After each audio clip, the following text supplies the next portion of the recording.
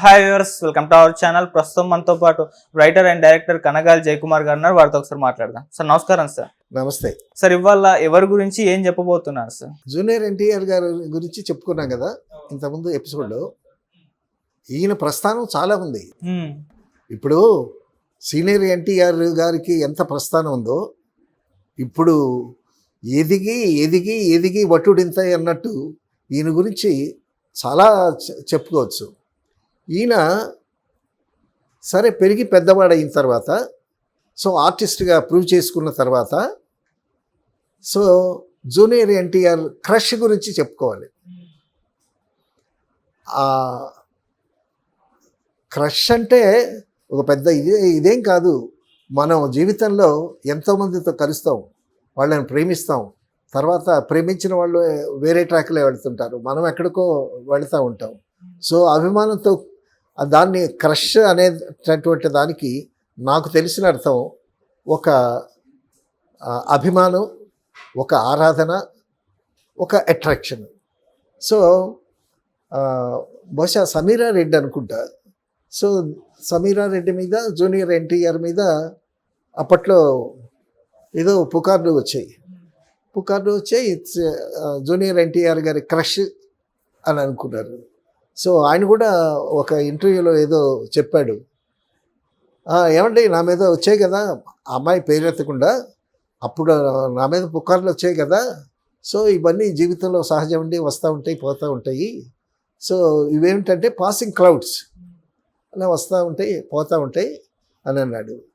ఆయన అందగాడు, మంచి నటుడు, డాన్సరు, మరి అతన్ని ప్రేమించకుండా ఎవరుంటారు?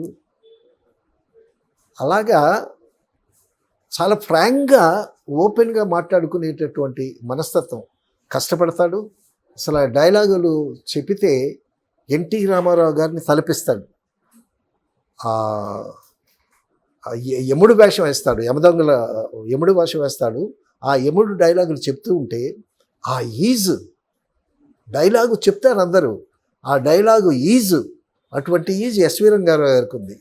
తర్వాత ఒక విధంగా చెప్పుకోవాలంటే, అంటే అప్పటి ట్రెండ్ వేరు, ఇప్పటి ట్రెండ్ వేరు.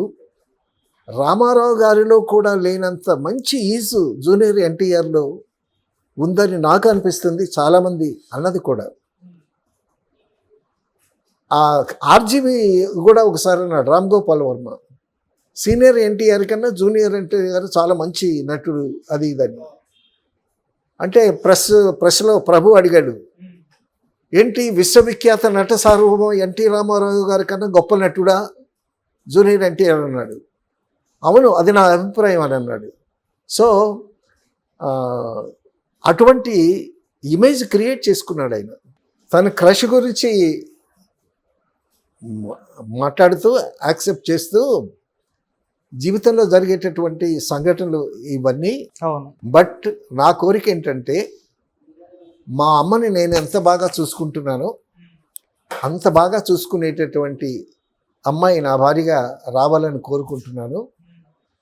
వచ్చినటువంటి అమ్మాయి డెఫినెట్గా మా మదర్ని బాగా చూసుకోవాలనేటటువంటి నా అభిలాష అని అన్నాడు.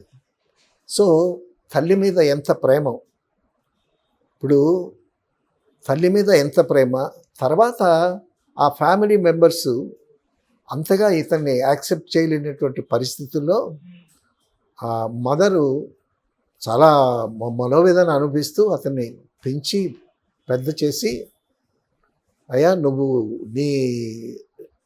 జాగ్రత్తగా ఎదగాలి, సో తాతగారి రూపం నీకు వచ్చినందుకు అటువంటి పేరు ప్రఖ్యాతులు తెచ్చుకోవాలి, నీ బ్రతుకు నువ్వే బ్రతకాలి, ఎవరు మనకి సపోర్ట్ ఇస్తారో ఎవరో తెలీదు అని బాగా నూరిపోసింది ఆవిడ.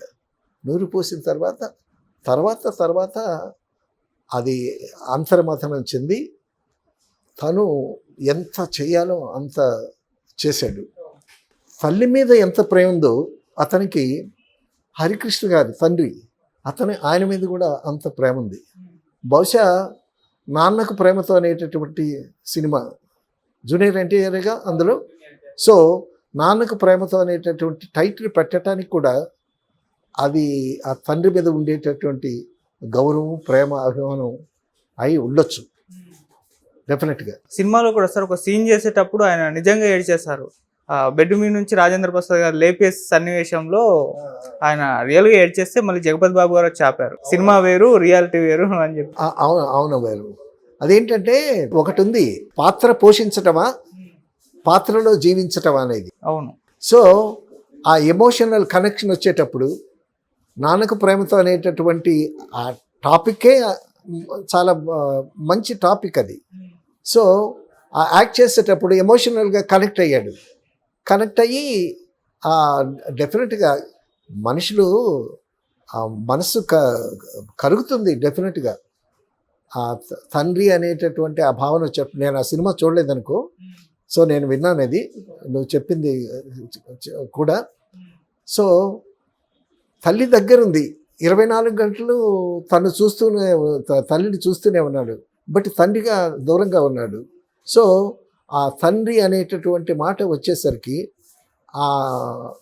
బాగా కనెక్ట్ అయ్యి ఫీల్ అయ్యి ఉంటాడు. That is natural. అయితే ఇక్కడ మరొక విషయం ఏంటంటే, పాత్రలు నటించాలా, జీవించాలా అనేటటువంటిది ఒక చిన్న టాపిక్ వచ్చింది కాబట్టి, పాత్రలో లీనమవ్వటం, జీవించటం అయితే మనం ఎలాగ యాక్ట్ చేస్తాం, బాగా ఇన్వాల్వ్ అయిపోయి ఆ నటనకు ఉండేటటువంటి లిమిట్స్ దాటిపోతాం.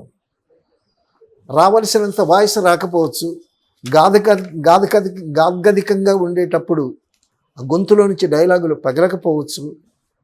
సో హావభావాలు కూడా అనుకున్న క్యాలిక్యులేషన్స్లో రాకపోవచ్చు.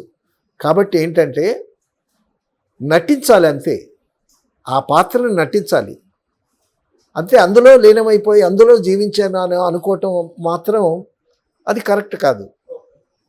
ఎందుకంటే ఆ లీనమైపోయేటప్పుడు, మనం ఎమోషనల్ అయ్యేటప్పుడు లిమిట్స్ దాటిపోతాం. ఎంతవరకు యాక్ట్ చేయాలో అంతవరకు యాక్ట్ చేయము. ఒక్కోసారి ఓవర్ అవుతుంది, ఒక్కోసారి తగ్గుతుంది. అలాగే హావభావాలు కూడా, ఫేషియల్ ఎక్స్ప్రెషన్స్ కూడా, వాయిస్ కూడా. సో ఒక పాత్ర, ఆ పాత్రను నటింపజేసి ఆడియన్స్కి ఎంటర్టైన్మెంట్ ఇవ్వాలి. సో ఇదొక చిన్న టాపిక్ అనుకో, అది వేరే విషయం. పౌరాణిక సినిమాల్లో పౌరాణిక పాత్రలు కూడా యమదొంగలో యముడి పాత్ర చేశాడు. అసలు పెద్ద డైలాగు ఎంత అద్భుతంగా చెప్పాడు. అవును. తర్వాత అందులోనే అనుకుంటా డాన్సర్స్తో డాన్స్ చేయటం, ఒక డాన్స్ చేయటం ఏంటి. తర్వాత మరొక విషయం ఏంటంటే, మన హీరోలు డాన్స్ మాస్టర్ కంపోజ్ చేసినటువంటి మూమెంట్ చూసి దాన్ని ప్రాక్టీస్ చేస్తారు. కానీ జూనియర్ ఎన్టీఆర్ డాన్స్ మాస్టర్ చూపించినటువంటి మూమెంట్ చూసి రిహార్సల్ లేకుండా కూడా చేసేస్తాడు. అది ఎంత గొప్ప స్కిల్ అది. భరతనాట్యం, కూచిపూడి నేర్చుకున్నా కూడా ఒకసారి చూసి గబుక్కున ఆ మూమెంట్ చేయటం, అసలు పక్కన హీరోయిన్ కూడా చేయలేదు అలాగా. సో అంటే ఏకసంత అగ్రహం అన్నమాట. సో రామారావు గారి పోలికలు రావటం, తర్వాత యాక్టింగ్, నేను యాక్టర్ అవ్వాలని అనేటటువంటి స్ఫూర్తి రామారావు గారి దగ్గర నుంచి పొందటం, తర్వాత ఆ మూమెంట్ చూసి ఒక్కసారి చేయగలగటం అనేటటువంటిది.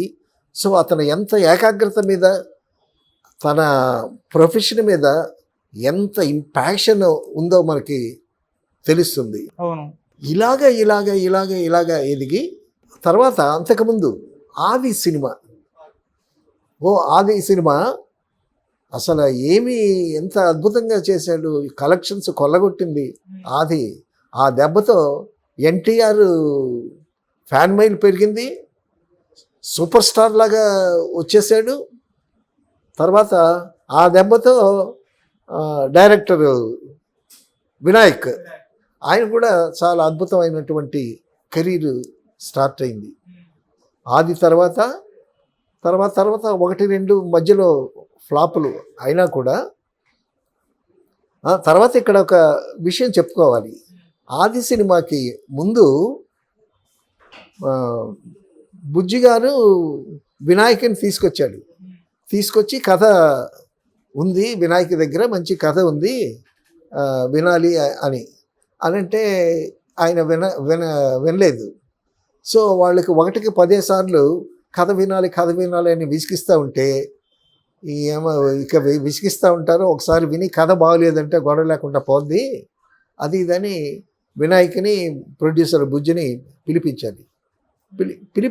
పిలిపిస్తే కథ విన్నాడు. సో కథ విని బాగులేదని పంపించేద్దాం అనుకున్నవాడు ఆ కథతో కనెక్ట్ అయ్యాడు. That is a love story. బాగానే ఉంది చేద్దామన్నాడు. అప్పుడు కొంచెం ఎదుగుతున్నాడు కదా, అప్పుడు హరికృష్ణ గారు ఏం చేశారు, కుర్రాడు తల్లి, సో తల్లిచాటు బిడ్డ, ఈయన ఏం చేశాడు, కొడాలి నానిని కాస్త పక్కన ఉండేటట్టు పెట్టాడు. కుర్రాడు కదా, వాడిని జాగ్రత్తగా చూసుకొని కొడాలి నాని పెట్టాడు. అక్కడి నుంచి కొడాలి నాని జూనియర్ ఎన్టీఆర్కి లింక్ అయ్యాడు అనమాట. ఈ లవ్ స్టోరీ చేద్దామన్నాడు కదా జూనియర్ ఎన్టీఆర్. అప్పుడు కొడాలి నాని ఏమన్నాడు, బాబు లవ్ స్టోరీ కాదు, ఏదైనా మాస్ స్టోరీ చేయాలి, మాస్ స్టోరీ చేస్తేనే జనాలకే ఊపు బాగుంటుంది అని సజెస్ట్ చేశాడు. సజెస్ట్ చేసేసరికి జూనియర్ ఎన్టీఆర్ ఆలోచించాడు. తను చెప్పింది కూడా బాగానే ఉంది, ఎందుకంటే కెరీర్ తొందరగా మాస్ హీరో అయితే కెరీర్ తొందరగా స్టార్ట్ అవుతుంది, స్టార్టమ్ కూడా వస్తుంది. సో అందుకోసమని మళ్ళా వినాయకుని పిలిచి ఏదైనా మాస్ సబ్జెక్ట్ ఒకటి తయారు చేయండి అది ఇదని అన్నాడు. అనేసరికి అయ్యో సబ్జెక్టు ఓకే అన్నాడు, లవ్ స్టోరీ చేద్దామని అన్నాడు, మళ్ళీ ఇలా అంటున్నాడు ఏంటని కాస్త ఇదయ్యి తన దగ్గర ఒక లైన్ ఒకటి ఉంది. తన దగ్గర ఒక లైన్ ఉంటే ఆ టూకీగా ఆ లైన్ ఏదో చెప్పాడు. చెప్పి విన్నాడు తారక్. విన్న తర్వాత అతను అంత సంతృప్తిగా లేడనేటటువంటి అర్థమైపోయింది. బాబు నాకు 1 వీక్ టైం ఇవ్వండి, దీన్ని నేను బాగా ఫుల్ లెంగ్త్ వర్కౌట్ చేసి మీకు వినిపిస్తాను అని అన్నాడు. సో 1 వీక్ అడిగిన వాడు 2 రోజుల్లోనే తయారు చేశాడు కథ తయారు చేసి ఆ యాక్షన్ ఓరియంటెడ్ సినిమా చేసి ఆ కథ వినిపించాడు. సో ఆ కథలో ఆ కారు ఎగరటం అదంతా అక్కడి నుంచే వచ్చినట్టుంది. ఆ కథ బాగా నచ్చింది, ఆ కథ తీశారు. సో దానితో ఇతనికి మంచి స్టార్డమ్ వచ్చింది.